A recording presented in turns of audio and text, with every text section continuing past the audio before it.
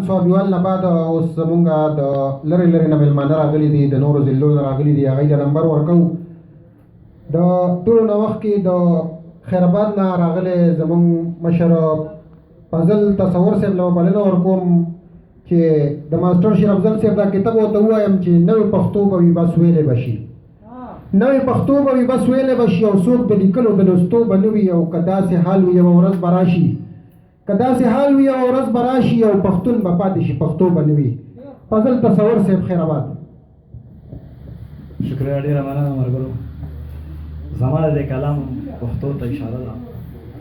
سینا شلوم د زړه په سر دی یو تصویر جوړوم، سینا شلوم د زړه په سر دی یو تصویر جوړوم، د خپلې خاورې په خیبر دی یو تصویر جوړوم. په هره لاره چې تېرېږم زه به ګورم ورته، په هره لاره چې تېرېږم زه به ګورم ورته، د پښتونخوا په هر ډګر دی یو تصویر جوړوم. چې په نظر باندې دې ټولې دنیاګۍ ته ښکاري، چې په نظر باندې دې ټولې دنیاګۍ ته ښکاري، اوم په سپوږمۍ اوم په دینور دی یو تصویر جوړوم. د زړه په وینو به پې نوم ګلابه ستا لیکمه، د زړه په وینو به پې نوم ګلابه ستا لیکمه، دومره په سوچ او په هنر دی یو تصویر جوړوم.